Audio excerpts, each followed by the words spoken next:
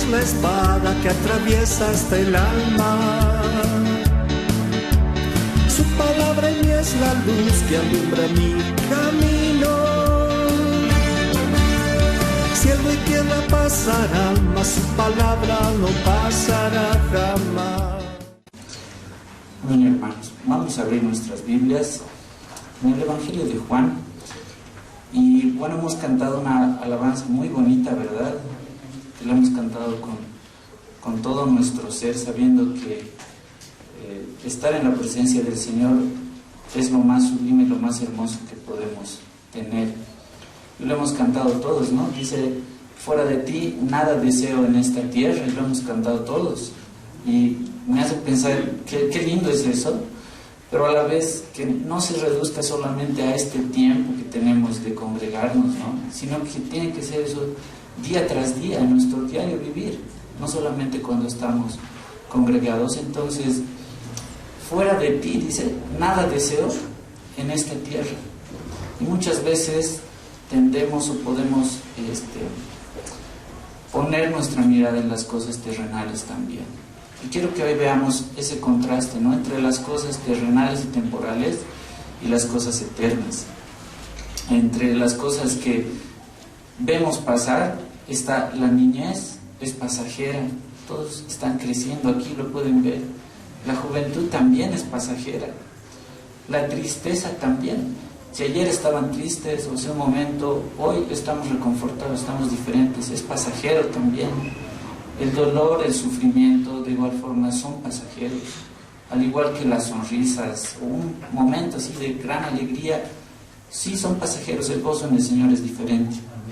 Pero también pasan reinos, gobiernos, gobernantes, guerras, inclusive, ¿saben qué, hermanos? Todo es pasajero, inclusive la pandemia. Ya estamos en otra etapa, ¿no? No podíamos ni siquiera reunirnos, pero todas estas cosas son pasajeras. Inclusive nuestra vida terrenal es pasajera, pero el Señor ha hecho algo muy grande en nuestras vidas al respecto, y vamos a empezar leyendo esto en Juan capítulo 11. Vamos a leer los versos 25 y 26.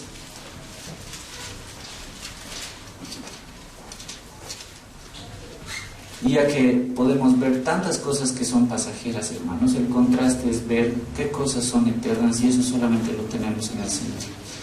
Juan 11, capítulo 11, versículos 25 y 26. Lo leemos todos, hermanos, por favor, a la voz de tres. Palabra de Dios. 2 y 3. Y le dijo Jesús: yo soy la resurrección y la vida. El que cree en mí, aunque esté muerto, vivirá. Todo aquel que cree en mí no morirá eternamente. ¿Crees esto? Esta es una pregunta clave para nosotros, ¿no? Aquí estaban hablando sobre la resurrección y estaba Marta, María, Lázaro involucrados, y le responde Jesús y dice: yo soy la resurrección y la vida. Estamos viendo tantas cosas pasajeras, y el Señor aquí nos da la certeza de algo: el que cree en mí, aunque esté muerto, vivirá. Y todo aquel que vive y cree en mí no morirá eternamente. Nuestra vida no es pasajera en el Señor. No vamos a conocer la muerte segunda. ¿Y qué más dice al final? ¿Crees esto? Y esa pregunta igual es para nosotros, ¿no? ¿Creemos en el Señor Jesucristo de corazón? ¿Nos hemos arrepentido verdaderamente de nuestros pecados y le hemos entregado completamente nuestra vida? ¿Creemos verdaderamente en Él? Pero ese es el regalo que el Señor nos da, que no moriremos eternamente. Ese es un primer contraste entre las cosas pasajeras y entre las cosas que permanecen. Pero veamos qué más nos dice Primera de Juan. Este es un pasaje que también lo conocemos y habla sobre las cosas del mundo y sus deseos. A ver qué nos dice aquí. Primera de Juan, capítulo 2, versículos 16 y 17.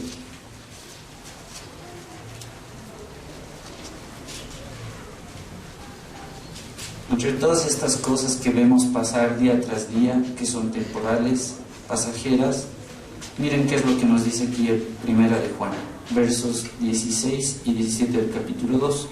Leemos juntos, por favor. 2 y 3. Porque todo lo que hay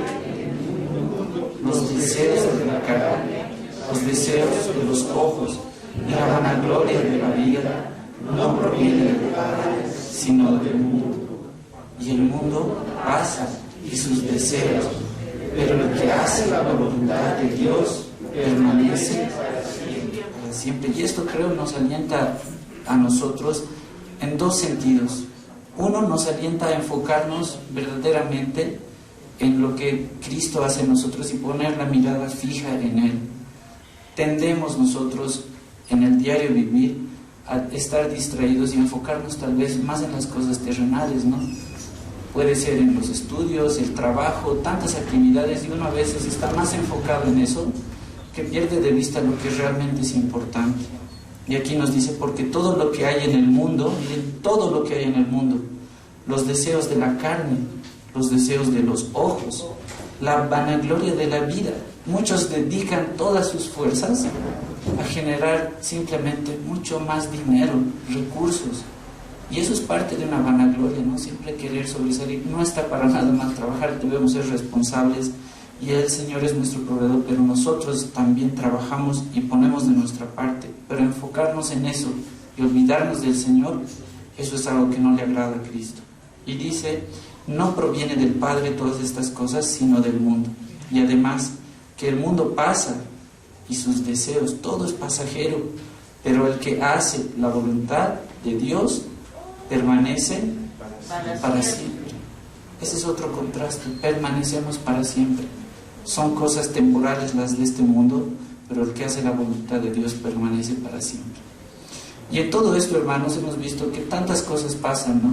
Pasa la niñez, la juventud, la enfermedad, el dolor, tantas cosas. Pero ¿quién está en control de todo? Pasó inclusive, o estamos, gracias a Dios, saliendo de esta pandemia con el favor del Señor. ¿Y quién está en control de todas estas cosas? ¿Acaso al Señor se le escapa algo, algún detalle?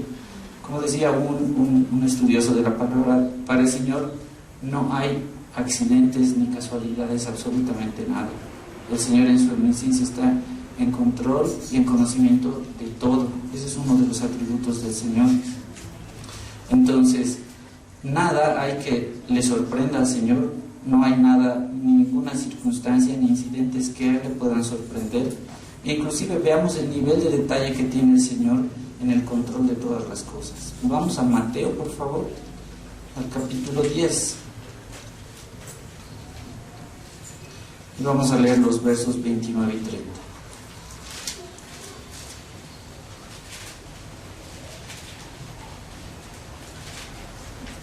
Y aquí vamos a encontrar muchos detalles de lo que hace el Señor en nuestras vidas y cómo Él está en conocimiento absolutamente de todo. Leemos juntos Mateo 10, versículos 29 y 30. Palabra del Señor. Amén. 2 y 3. ¿No se venden 2 pajarillos por un cuarto? Con todo, ni uno de ellos cae a tierra sin vuestro Padre. Pues aún vuestros cabellos... No sé si alguna vez les ha llamado la atención estos pasajes, hermanos. El verso 29 dice, no se venden 2 pajarillos por un cuarto. Y cuando se refería a esto, los pajarillos eran como los animalitos, como más insignificantes, más chiquititos. Inclusive cuando los vendían en aquel tiempo, te regalaban uno adicionalmente. Es decir, eran cosas que tal vez no muchos le prestaban mucha atención, pero inclusive en esas cosas el Señor estaba al control. Dice, no se venden 2 pajarillos por un cuarto, es como decir, por 1 centavo. Con todo, ni uno de ellos, algo tan pequeñito, cae a tierra sin vuestro Padre. El Señor está en control de todo. Pues aún vuestros cabellos están todos contados. Por eso, cuando recibimos esa exhortación de que debemos descansar en el Señor, confiar en el Señor, es porque el Señor tiene absoluto control de todas nuestras vidas. Y si atravesamos circunstancias difíciles, dificultades que las atravesamos a diario, pues confiar en el Señor, que Él está absolutamente en control de todo. Que hasta nuestros cabellos están contados. Si alguna vez les ha caído el cabello, los han podido contar. Posiblemente no. Pero el Señor tiene inclusive el control hasta en esos detalles. Entonces, qué importante es saber que el control de todo, inclusive de toda la historia, está en las manos del Señor. Y por eso es que debemos fijar la mirada en las cosas eternas. ¿Qué es lo que nos dice ahora? 2 Corintios, vayamos por favor al capítulo 4. Capítulo 4 de 2 Corintios, los versículos 16 al 18.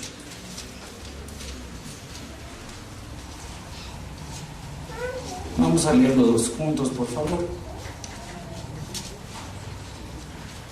Palabra del Señor.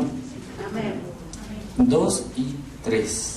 Por tanto, no desmayamos. Antes, aunque nuestro exterior se va desgastando, el interior, no obstante, se renueva de día en día. Porque esta leve tribulación cada vez más excelente y eterno peso de gloria, no mirando nosotros las cosas que se ven, sino las que no se ven, pues las cosas que se ven son temporales, pero las cosas... Qué gran exhortación, hermanos. Dice que nosotros no desmayamos, aunque nuestro cuerpo, en nuestro hombre exterior, dice, se va desgastando. Por eso veíamos, ¿no? Juventud, niñez, todo es pasajero. Y dice además, se va desgastando, el interior, no obstante, se renueva de día en día. Porque esta leve tribulación, y ese debe ser nuestro enfoque, si estamos atravesando dificultades, es una leve tribulación momentánea, produce en nosotros un cada vez más excelente y eterno peso de gloria. ¿Y cómo debemos andar? Dice, no mirando nosotros las cosas que se ven, sino las que no se ven. Pues las cosas que se ven son temporales, pero las que no se ven son eternas. Entonces debemos apuntar siempre, hermanos, nuestra mirada hacia las cosas eternas. Eso es lo que le agrada al Señor y que trae tanto beneficio a nuestras vidas. Desgastarnos en las cosas temporales no vale la pena.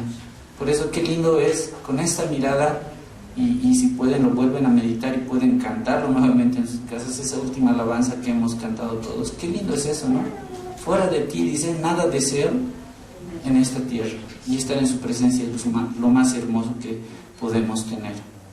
Entonces, les voy a exponer aquí, hermanos, algunos puntos en los que vamos a ver qué cosas son permanentes. Solo algunos, hay muchas. A ver, vayamos a Salmos, por favor, al capítulo 9, versículos 6 al 10.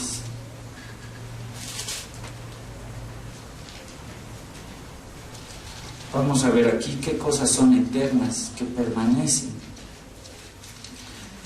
Salmos 9, versículos 6 al 10.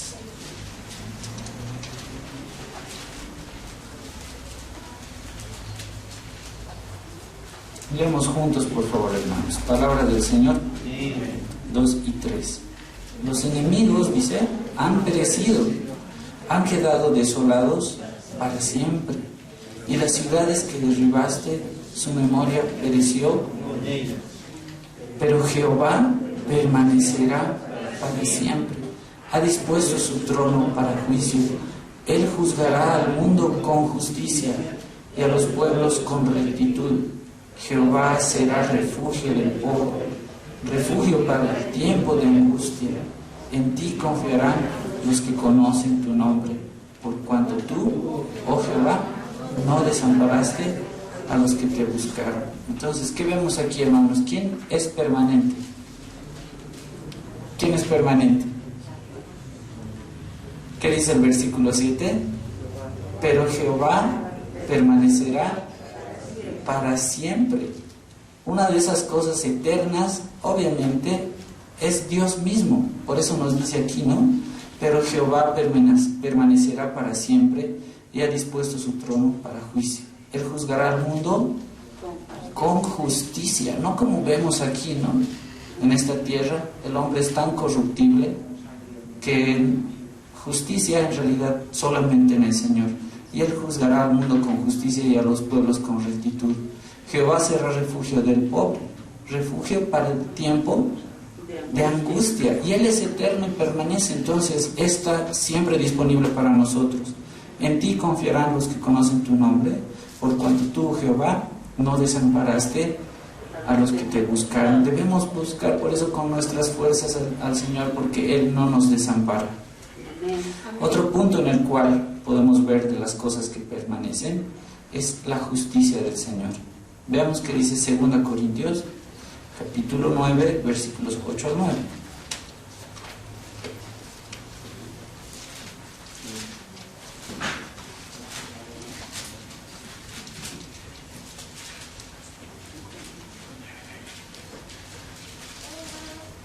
Vamos a leerlo juntos, hermanos. 2 Corintios capítulo 9, versículos 8 y 9.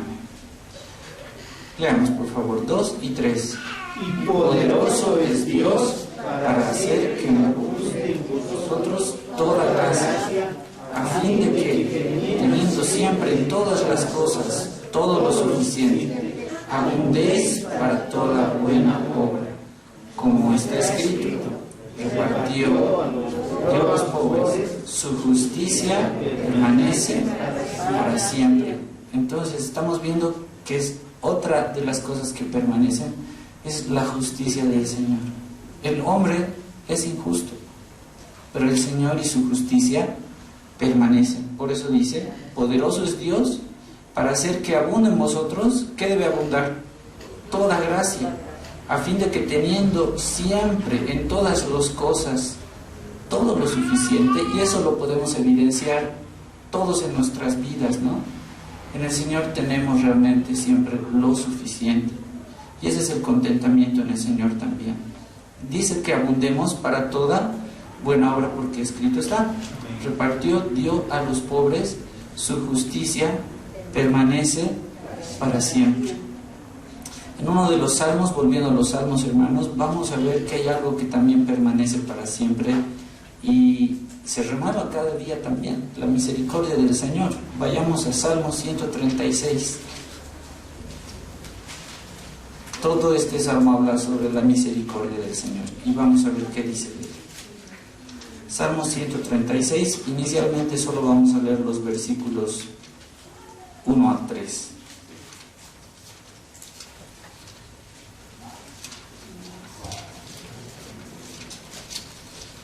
Vamos a leerlo juntos, hermanos. Amén. Sí, palabras del Señor. 2 y 3. Alabad a Jehová, porque Él es bueno, porque para siempre es su misericordia. Alabad al Dios de los dioses, porque para siempre es su misericordia. Alabad al Señor de los señores, porque para siempre es su misericordia. La misericordia del Señor es para siempre, hermanos. Todo este capítulo habla acerca de la misericordia del Señor. Y dice que alabad a Jehová lo que hacemos, como lo hemos hecho ahora. ¿Por qué? Porque Él es bueno. Porque para siempre es su misericordia. Hay una alabanza, ¿no?, que justamente es este salmo. Y dice: alabad al Dios de los dioses, porque para siempre es su misericordia. Alabad al Señor de los señores, porque para siempre es su misericordia. Yo sé y estoy seguro, hermano, que la misericordia del Señor la has podido evidenciar día tras día. El simple hecho de que estamos aquí reunidos es la misericordia y la gracia del Señor nada más. Entonces, para siempre es su misericordia. Lo que habíamos visto al principio también, hermanos, la vida que el Señor nos ha regalado no es temporal ni pasajera, es vida eterna. ¿Qué es lo que nos dice Juan, capítulo 10? Volvamos a los evangelios. Juan, capítulo 10, versos 27 y 28.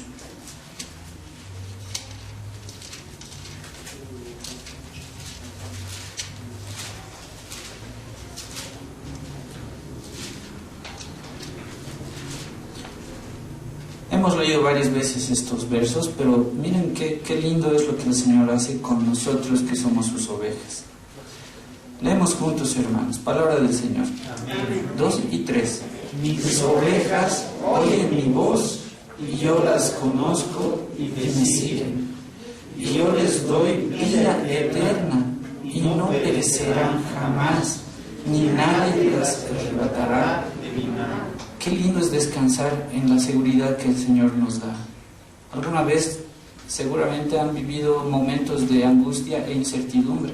Cuando un familiar, alguien que conocemos tal vez está en un accidente, no sé, algo en el hospital, son momentos de angustia, ¿no? No sabemos exactamente qué es lo que está pasando, debemos esperar que el médico nos diga.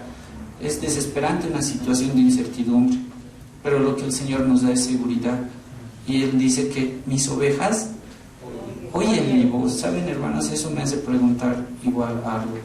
La palabra que tenemos aquí en nuestras manos es la palabra del Señor. Él nos está hablando a través de su palabra. Nosotros la estamos escuchando. Mis ovejas, dice, oyen mi voz, y yo las conozco y me siguen.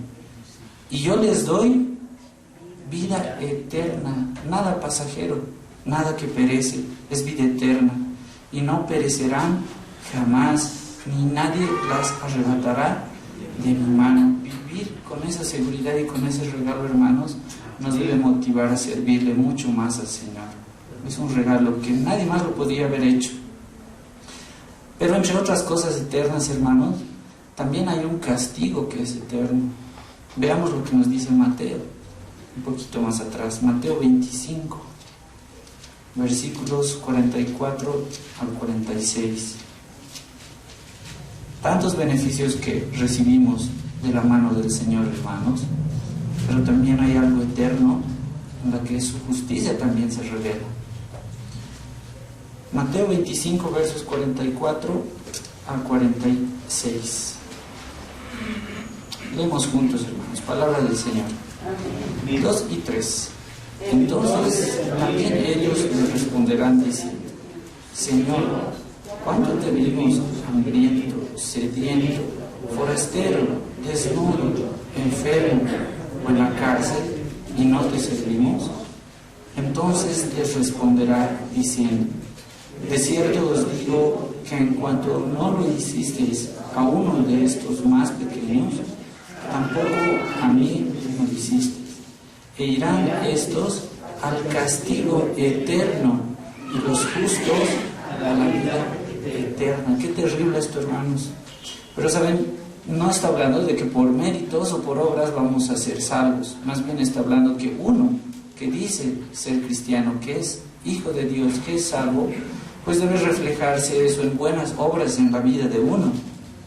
Pero dice que si no hicieron todas estas cosas, dice, también ellos le respondieron diciendo: Señor, cuando te vimos hambriento, sediento, forastero, desnudo, enfermo en la cárcel, y no te servimos.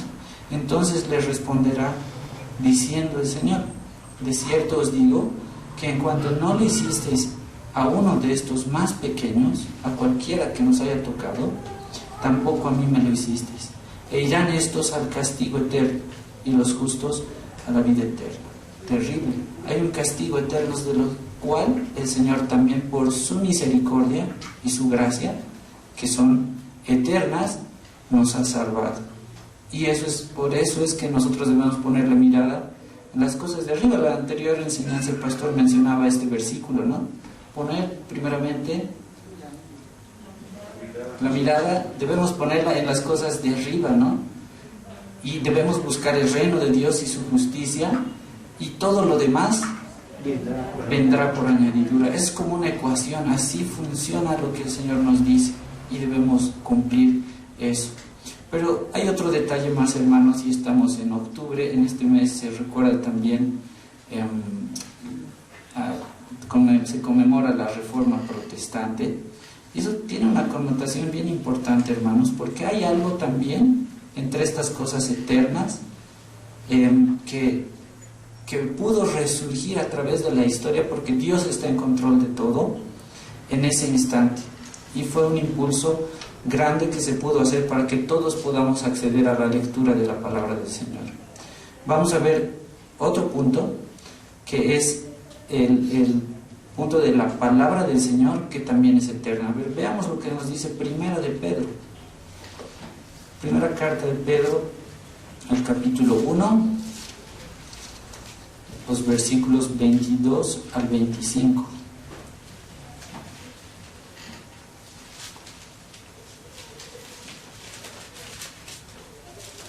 Porque hemos empezado viendo, ¿no?, todas las cosas que son pasajeras, pero miren cómo es la palabra del Señor. Leamos juntos, por favor, 1 Pedro, capítulo 1, versos 22 al 25. Palabra del Señor. 2 y 3. Habiendo purificado vuestras almas por la obediencia a la verdad, mediante el Espíritu, para el amor fraternal no fingido, amaos unos a otros entrañablemente, de corazón puro, siendo renacidos no de simiente corruptible, sino de incorruptible, por la palabra de Dios que vive y permanece para siempre. Porque toda carne es como hierba, y toda la gloria del hombre como flor de la hierba. La hierba se seca y la flor se cae, mas la palabra del Señor permanece para siempre. Y esta es la palabra que por el Evangelio os ha sido anunciada. Hermanos, Dios está en control de toda la historia. Y hoy tenemos este privilegio de tener cada uno nuestras Biblias en nuestras manos sin restricción alguna. Ha existido un tiempo en el que esto no era así, lo hemos compartido, pero ¿cómo es que el Señor tiene tal control de todo? Y es sorprendente lo que tenemos aquí en nuestras Biblias y debemos valorarlos, hermanos. La Biblia ha sido escrita, y aquí les lanzo unos datos para que lo tengamos en cuenta, en un periodo de aproximadamente 1500 años. ¿Se imaginan eso? ¿Cuántas generaciones han pasado para escribir estos libros que tenemos aquí? 1500 años, aproximadamente 1450 antes de Cristo y el año 100 después de Cristo. En todo ese periodo de tiempo se escribió la Biblia y todas coinciden, no hay contradicciones, es un mismo hilo conductor, es la historia de Dios, es la historia de Cristo mismo en toda la Biblia, a través de todo ese tiempo. Muchos se sorprenden de que en tantos años la Biblia es históricamente muy precisa. Y esto no lo dicen personas que sean cristianas, lo dicen inclusive investigadores seculares. Más de 40 personas escribieron esta Biblia, más de 40. Entre ellos estaban muchos reyes, filósofos, pastores de ovejas, pescadores, profetas, diversidad de profesiones. Pablo inclusive se dedicaba a hacer tiendas, ¿verdad? Muchas personas, pero todos escribían porque fueron inspirados por el Espíritu Santo para escribir la palabra del Señor. Otro dato que es muy interesante es ver cómo las cosas del Antiguo Testamento se cumplieron muchísimos años después, pero se cumplieron, porque esta palabra del Señor, como hemos visto, permanece para siempre. Lo que pueden revisar en sus casas, que dice el Salmo 22, se cumplieron en Cristo unos 1000 años después, porque es el Señor que está ahí. Lo que se escribió en Isaías 53 sobre el siervo sufriente se cumplieron después de más de 700 años, cuando Cristo vino a esta tierra. Todas esas cosas hacen de este libro algo único, que ningún otro libro tiene estas características. Pero hoy nosotros, hermanos, tenemos, por eso les decía, ese privilegio de tenerlos libremente. Lo que tenemos hoy en nuestras manos ha sido producto de una historia, como muchos la denominan, una historia de sangre. Hay muchas personas que han dado su vida para que nosotros podamos tener la Biblia en nuestro idioma. Han vertido su vida, fueron perseguidos. Es interesante conocer la historia. Para tener la Biblia en inglés, traducida al inglés, murieron muchas personas. John Wycliffe fue uno de ellos. Fue quemado, perseguido en la hoguera solamente por traducir la palabra del Señor al idioma inglés.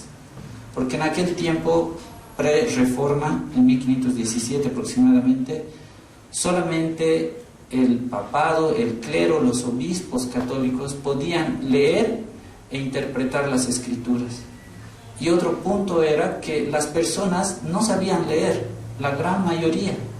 Entonces solo podían recibir la enseñanza de este alto del clero católico, y estaban tergiversadas las escrituras, se enseñaban cosas que no estaban ahí. Entre ellas, la que produjo principalmente esto de la reforma fue el de la venta de indulgencias. En sencillas palabras era acceder al perdón de Dios pagando dinero. Es algo que no está en la palabra del Señor, y ahí se produjo un montón de cosas. Pero específicamente hablando de la Biblia que tenemos en nuestro idioma, hermanos, existieron muchas personas que entregaron su vida solamente por traducir a nuestro lenguaje y que las personas puedan leer en el lenguaje el cual manejaban, porque se enseñaba en latín aparte. Entonces, miren, les voy a mencionar nada más algunas personas. En 1549, Juan de Valdés fue uno de los primeros que tradujo algunos de los evangelios y porciones de los salmos en la Biblia. En 1543, Francisco de Encinas, un monje de apenas 20 años, tradujo todo el Nuevo Testamento del griego al castellano, y lo habían engañado. Bueno, es una historia aparte. En 1553 surgió la Biblia de Ferrara, que fue la primera Biblia que estuvo escrita en castellano. Fueron perseguidos los traductores por los inquisidores porque el castigo era un delito, eran llevados a la hoguera y eran asesinados. En 1558, Juan Pérez de Pineda escribió la mejor versión del Nuevo Testamento en castellano.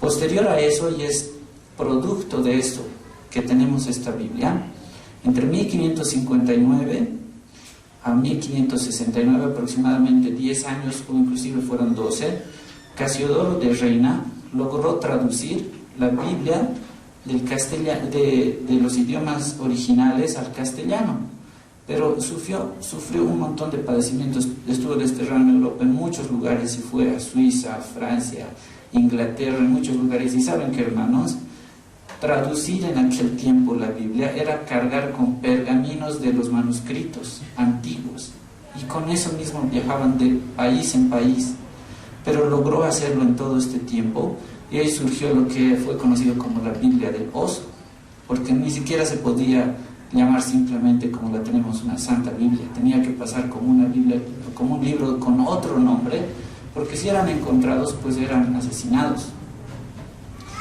Lo revisó después de 20 años Cipriano de Valera, esta Biblia del oso. Hizo muchas correcciones y ahí surgió lo que se denominó la Biblia del Cántaro. Y esa revisión de Cipriano de Valera, de Casiodoro de Reina con la Biblia del oso y revisada por Cipriano de Valera, es el producto que tenemos hoy en nuestras manos. Esta Biblia la conocemos como Reina Valera, porque fueron las revisiones que se fueron haciendo periódicamente, pero, hermanos, les costó la vida, les costó la sangre, persecución, solamente para que nosotros hoy tengamos el privilegio de tenerla en nuestras manos y poder leerla. Me ponía a pensar, hermanos, y digo, las generaciones de hoy, los que tienen hijos pequeños, se darán cuenta que prácticamente pareciera que nacen sabiendo manejar el celular, ¿verdad? Son capísimos. Agarran un celular y tienen la información a la mano con el internet. Es algo que ellos no consideran como eran antes las generaciones pasadas. Tal vez recuerdan muchos que para hacer una investigación tenían que ir a una biblioteca, prestarse libros de los amigos, buscar muchos recursos, movilizarse para hacer una tarea en el colegio, por ejemplo. Los niños de las generaciones actuales no valoran eso porque no les ha tocado vivir eso, están en otra etapa. Algo similar pasa con nosotros respecto a la Biblia, hermanos. En aquel tiempo les costaba la vida a muchos el poder leer y enseñar la palabra del Señor. Pero hoy nosotros no la valoramos así. Parece que estamos como esos niños, ¿no? Sin saber y teniendo más facilidades, no aprovechamos lo que tenemos en nuestras manos y esa facilidad de tener esta palabra que permanece para siempre y que por ella tenemos vida, porque la fe viene por el oír y el oír por la palabra del Señor. Esta palabra del Señor es la que nos lleva a la fe en Cristo Jesús. ¿Y saben qué dice al respecto la palabra del Señor, hermanos? Leamos lo que dice Salmos 33:11. Las historias de cómo se tradujo la Biblia en diferentes idiomas, hermanos, es increíble. y así como les decía, pueden ustedes investigar. Hoy hay bastante accesibilidad a toda esta información a través del internet. Salmos 33, versículo 11. ¿Qué es lo que nos dice la palabra del Señor? Lo leemos juntos, por favor. Palabra del Señor. Amén. 2 y 3. El consejo de Jehová permanecerá para siempre, los pensamientos de su corazón por todas las generaciones. ¿No ven ese cumplimiento, hermanos, en todo lo que hemos visto? Dios está en control de todo, absolutamente. Su palabra permanece. El consejo de Jehová permanecerá para siempre. Los pensamientos de su corazón por todas las generaciones. Eso lo acabamos de describir muy brevemente. Tantas personas, tantas generaciones, es lo que les he mencionado en 1500, hoy estamos en el año 2021 y las generaciones pasan, las personas pasan, pero la palabra del Señor permanece para siempre. Algo más al respecto, hermanos. Juan, capítulo 1, versículo 5. Si han tenido tantos obstáculos las personas en aquel tiempo para enseñar la palabra del Señor, para poder difundir el Evangelio, es porque alguien está tratando de obstaculizar que la palabra del Señor sea difundida. Es el enemigo, es Satanás que trata de obrar, pero ¿saben qué es lo que nos dice la palabra del Señor? Es lo que vamos a leer ahora. Juan capítulo 1, versículo 5. Lo leemos juntos. 2 y 3. La luz en las tinieblas resplandece, y las tinieblas no prevalecieron contra él. El Señor está en control de todo. Si han existido personas que han tratado de obstaculizar el conocimiento de la palabra del Señor, la respuesta es esta: la luz en las tinieblas resplandece y las tinieblas no prevalecieron contra ella. Esta es la obra soberana del Señor.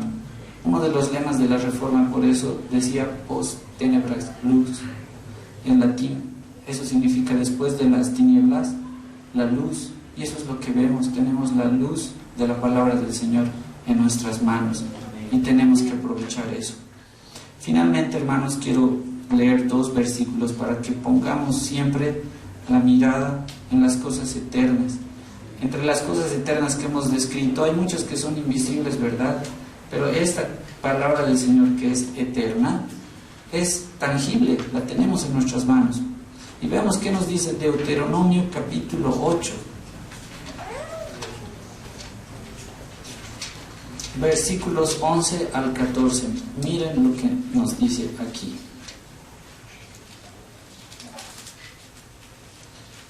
Deuteronomio capítulo 8, versículos 11 al 14. Palabra del Señor. 2 y 3. Cuídate de no olvidarte de Jehová tu Dios, para cumplir sus mandamientos, sus decretos y sus estatutos, que yo te ordeno hoy.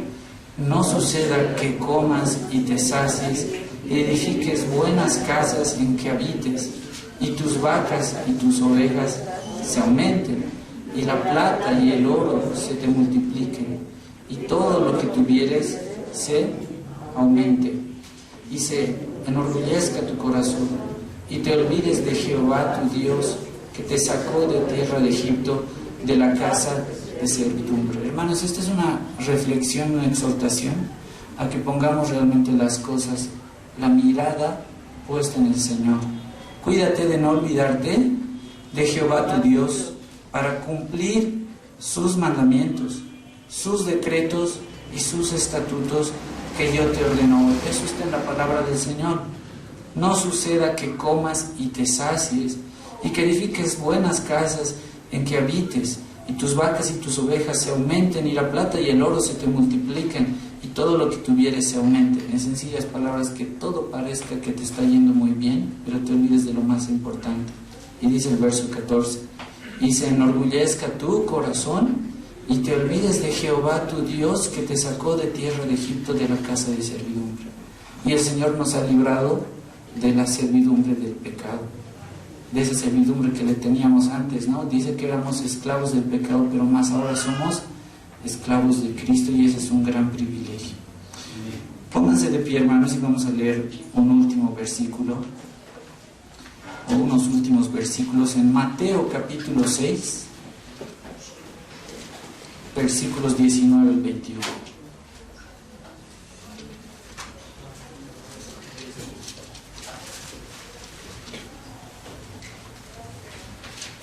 Mateo capítulo 6, versículos 19 al 21.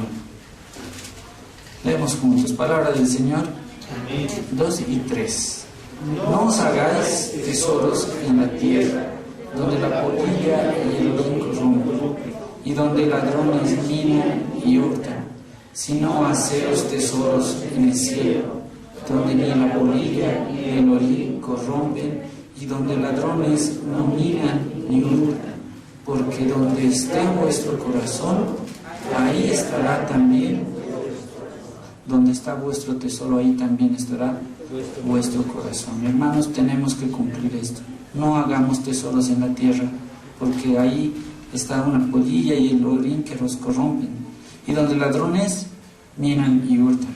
Sino haceos tesoros en el cielo, donde ni la polilla ni el orín corrompen, y donde ladrones no minan ni hurtan. Donde esté vuestro tesoro, ahí estará también vuestro corazón. Que el Señor nos ayude, hermanos, a seguir el consejo de la palabra del Señor. Amén. Vamos a orar. Su palabra en mí es la espada que atraviesa hasta el alma. Su palabra en mí es la luz que alumbra mi camino. Cielo y tierra pasarán, mas su palabra no pasará jamás. Y aunque la tierra tiene mi alma, confiada estará.